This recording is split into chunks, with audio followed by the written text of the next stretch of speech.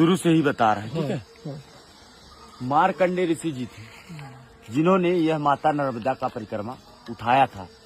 उन्होंने जल हाथ में रख करके संकल्प लिया कि हे माते, दोनों टाइम आपकी घाट की आरती करूंगा, एक टाइम भोजन करूंगा, जहां संध्या हो जाएगी मैं वहां विश्राम करूंगा। ऐसा बोल करके उन्होंने पूरा परिक्रमा किया। 3 साल 3 महीना 13 दिन लगाए उन्होंने अपने परिक्रमा में, जगह जगह उनकी तपस्थली बनी। 3 साल 3 महीना 13 दिन। तभी मार्कंडेय ऋषि जी ने ऐसा कहा कि मैं मार्कंडेय ऋषि माता नर्मदा का परिक्रमा सबसे पहले कर चुका हूँ। जब उनको सबसे पहले करने का अहंकार हुआ तो मैया का नाम है नर्मदा, नर्मदे हर। नर का मतलब होता है एक मनुष्य, मत का मतलब उसका अहंकार, और हर का मतलब हरने वाली, नर के मद को हरने वाली।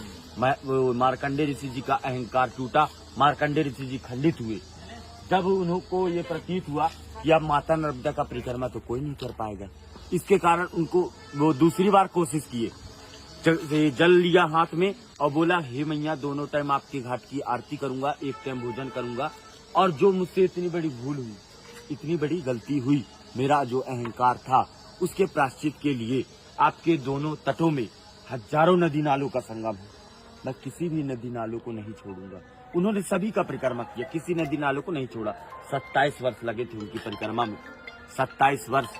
और मार्कंडेय ऋषि जी का यही कहना था कि जैसे ही हिमालय में जाते थे महिलाएं मोक्ष की प्राप्ति के लिए, ये नर्मदा परिक्रमा में ही एक मोक्ष है। 2 मिनट आ रहा हूँ बस। मोक्ष का मतलब होता है किसी जीव के जन्म और मरण के बंधन से छूट जाना, ये मोक्ष का अर्थ है। इसीलिए परिक्रमा करते हैं। बोलिए नर्मदे हर। एक मिनट सुनिएगा, ये मैया जो है अमरकंठ पे जन्म ली है, शिव के कंठ से उत्पन्न हुई थी। वो रेवा कुंड स्थान है, वहाँ से मैया गुप्त रोड यहाँ आती थी। कहाँ? माइकी बगीचा पे। पूरे 12 वर्ष तक बचपना बीता है यहाँ पर। उनकी 5 सखियां थी, जोहिला, गुलबकौली, मालिनी, मलनिया और कपिला। 5 सखियों के साथ बचपना बिताने के बाद मैया का शादी तय हुआ। सोन जी महाराज, दंत कथा के अनुसार से ब्रह्मा जी के मानस पुत्र हैं सोन, और नर्मदा मैया शिव जी की पुत्री। सोन और नर्मदा ये दोनों का लग्न तय हुआ था। 24 किलोमीटर दूर जो माई का मंडप है, वहाँ मैया तैयार हो रही थी, वस्त्र श्रृंगार कर रही थी। तभी मैया ने अपनी सखी जोहिला को कहा कि तुम बाहर देख कर आओ, बारात आया कि नहीं आया। तो जोहिला ने कहा, माती मेरे वस्त्र गंदे हैं, इस वस्त्र में मैं बाहर नहीं जाना चाहती। तभी मैया ने अपने वस्त्र श्रृंगार जोहिला को दे दिया था। जोहिला उस वस्त्र श्रृंगार को पहनकर बाहर चली गई। जितने भी बाराती वाले थे सभी देखे, इतने सुंदर रूप, यही दुल्हन की रूप में लग रही है। उसे मंडप पर बैठाल दिया गया।